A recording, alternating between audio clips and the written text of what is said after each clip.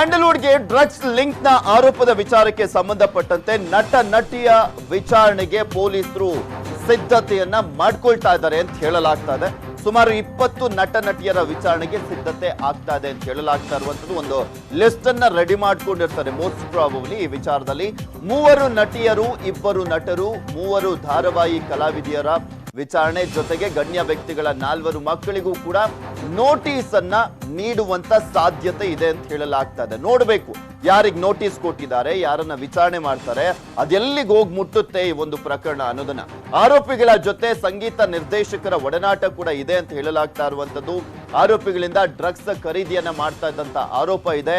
ಇಲ್ಲಿ ಕೇವಲ ಡ್ರಗ್ಸ್ ಅನ್ನ ಖರೀದಿ ಮಾಡಿ ಅವರು ಸೇವಿಸ್ತಾ ಇದ್ರು ಅಥವಾ ಖರೀದಿಯನ್ನ ಮಾಡಿ ಬೇರೆಯವ್ರಿಗೂ ಹಂಚ್ತಾ ಇದ್ರು, ಅದ್ರ ಬಗ್ಗೆನೂ ಕೂಡ ಗೊತ್ತಾಗ್ಬೇಕು. ಸಂಗೀತ ನಿರ್ದೇಶಕರ ಮೇಲೆ ಎನ್ಸಿಬಿ ಅಧಿಕಾರಿಗಳು ನಿಗಾ ವಹಿಸಿದ್ದಾರಂತೆ. ಬಟ್ ಎನ್ಸಿಬಿ ಅಧಿಕಾರಿಗಳೇನೋ ನಿಗಾ ವಹಿಸಿದ್ದಾರೆ, ಬಟ್ ನಮ್ಮ ರಾಜ್ಯದಲ್ಲೂ ಕೂಡ ಸಾಕಷ್ಟು ನಾರ್ಕೋಟಿಕ್ಸ್ ವಿಂಗ್ಗಳಿದಾವೆ. ಅವ್ರು ಏನ್ ಮಾಡ್ತಾ ಇದ್ದಾರೆ ಅನ್ನುವ ಪ್ರಶ್ನೆ ಇದೆ.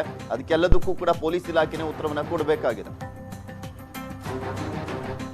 ಸ್ಯಾಂಡಲ್ವುಡ್ಗೆ ಡ್ರಗ್ಸ್ ಲಿಂಕ್ ಆರೋಪದ ವಿಚಾರಕ್ಕೆ ಸಂಬಂಧಪಟ್ಟಂತೆ ಅನಿಕಾ ಜೊತೆ ಅನೂಪ್ ರಾಜೇಶ್ ರವೀಂದ್ರನ್ಗೂ ಕೂಡ ಡ್ರಿಲ್ ಮಾಡಲಾಗ್ತಾ ಇದೆ. ಜರ್ಮನಿಯಿಂದ ಡ್ರಗ್ಸ್ ಬರ್ತಾ ಇದ್ದ ಬಗ್ಗೆ ವಿಚಾರಣೆಯನ್ನ ಮಾಡಲಾಗ್ತಾ ಇರುವಂತದ್ದು. ಹೇಗೆ ಬರ್ತಾ ಇತ್ತು, ನಿಮ್ ಕೈ ಹೇಗೆ ಸೇರ್ತಾ ಇತ್ತು ಆ ಒಂದು ಡ್ರಗ್ಸ್ ಗಳು ಅನ್ನೋದ್ರ ಬಗ್ಗೆ ವಿಚಾರಣೆಯನ್ನ ಮಾಡ್ತಾ ಇದ್ದಾರೆ. ನನ್ಗೇನು ಗೊತ್ತಿಲ್ಲ ಅಂತ ಆರೋಪಿ ಅನಿಕಾ ಹೇಳ್ತಾ ಇದ್ದಾಳೆ. ತನ್ನ ಗಂಡ ರೆಹಮಾನ್ ಮೂಲಕ ತೆಗೆದುಕೊಳ್ತಿದ್ದಾಗಿ ಆಕೆ ಹೇಳಿಕೆಯನ್ನ ಕೊಟ್ಟಿರುವಂತದ್ದು. ಎಲ್ಲವನ್ನು ಕೂಡ ತನ್ನ ಗಂಡನ ಮೇಲೆ ಎತ್ತಾಕಿದಾಳೆ. ನಂಗೇನು ಗೊತ್ತಿಲ್ಲ ಅಂತ. ರೆಹಮಾನ್ ಕೊಟ್ಟಿದ್ದನ್ನ ಮಾರಾಟ ಮಾಡ್ತಿದ್ವಿ ಅಂತ ಅನಿಕಾ ಇಲ್ಲಿ ಬಾಯ್ ಬಿಟ್ಟಿರುವಂತದ್ದು. ಸದ್ಯ ಮುಂಬೈ ಎನ್ಸಿಬಿ ಅಧಿಕಾರಿಗಳ ಕಸ್ಟಡಿಯಲ್ಲಿ ಇದ್ದಾನೆ ಅನಿಕಾ ಗಂಡ ರೆಹಮಾನ್. ಅವನ್ನ ಅಲ್ಲಿ ಬಂಧಿಸಲಾಯಿತು. ಸೊ ಹೀಗಾಗಿ ಅನಿಕಾ, ರಾಜೇಶ್ ರವೀಂದ್ರನ್ ಹಾಗೂ ಅನೂಪ್ ಹೇಳಿಕೆಯ ಬಳಿಕ ಮತ್ತಷ್ಟು ರೆಹಮಾನ್ ವಿಚಾರಣೆ ನಡೆಯಲಿದೆ.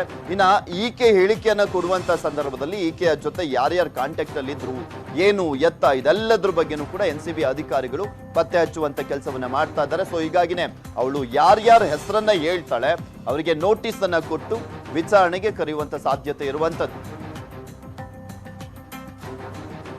ಇನ್ನು ಡ್ರಗ್ಸ್ ಜಾಲದ ಬಗ್ಗೆ ಡಿಜಿ ಅಂಡ್ ಐಜಿಪಿ ಪ್ರತಿಕ್ರಿಯೆಯನ್ನು ಕೊಟ್ಟಿದ್ದಾರೆ. ಎನ್ಸಿಬಿ ಬಳಿಕ ರಾಜ್ಯ ಪೊಲೀಸರಿಂದ ತನಿಖೆಯನ್ನು ಮಾಡಲಾಗುತ್ತಂತೆ. DG and IGP Praveen Sood ಹೇಳಿಕೆಯನ್ನ ನೀಡಿರುವಂತದ್ದು.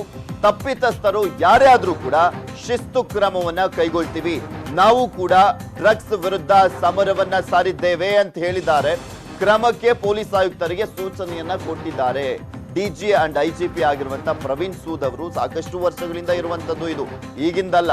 ಆದ್ರೂ ಕೂಡ ಈಗ ಪೊಲೀಸ್ ಕಮಿಷನರ್ಗೆ ಸೂಚನೆಯನ್ನ ಕೊಟ್ಟಿದ್ದೇವೆ ಅಂತ ಪ್ರವೀಣ್ ಸೂದ್ ಅವರು ಹೇಳಿಕೆಯನ್ನ ಕೊಟ್ಟಿದ್ದಾರೆ. ಡ್ರಗ್ಸ್ ನ ವಿಚಾರಕ್ಕೆ ಸಂಬಂಧಪಟ್ಟಂತೆ ಯಾರ್ಯಾರ ಕೈ ಇದೆ ಇದರಲ್ಲಿ ಅಂತ ಬಯಲಾಗುತ್ತಾ ಇಲ್ವಾ, ಕೇವಲ ಈ ಅನಿಕಾ, ರವೀಂದ್ರನ್, ಅನೂಪ್ ಇವರು ಮಾತ್ರ ಸಿಕ್ಕಾಕೊಳ್ತಾರ ಅನ್ನೋದನ್ನ ಕಾದು ನೋಡ್ಬೇಕಾಗಿದೆ.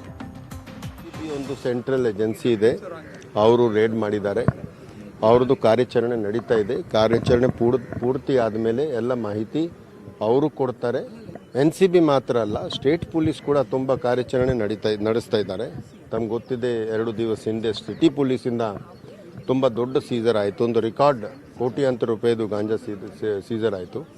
ಎಲ್ಲ ರೀತಿಯಿಂದ ಡ್ರಗ್ಸ್ ಬಗ್ಗೆ ನಾವು ಭಾಳ ಸಖ್ತ ಕ್ರಮ ತಗೊಳ್ತೀವಿ. ಅದು ಯಾವುದು ವುಡ್ ಇರಲಿ, ಸ್ಕೂಲ್ ಇರಲಿ, ಕಾಲೇಜ್ ಇರಲಿ, ಜನಸಾಮಾನ್ಯ ಇರಲಿ, ಸ್ಯಾಂಡಲ್ವುಡ್ ಇರಲಿ, ಯಾರು ಇದಕ್ಕೆ ಬಲಿ ಆಗಬಾರ್ದು, ಇದಕ್ಕೆ ಅಡಿಕ್ಟ್ ಆಗಬಾರ್ದು. ಅದಕ್ಕೆ ನಾವು ಬೆಂಗಳೂರಿಗೆ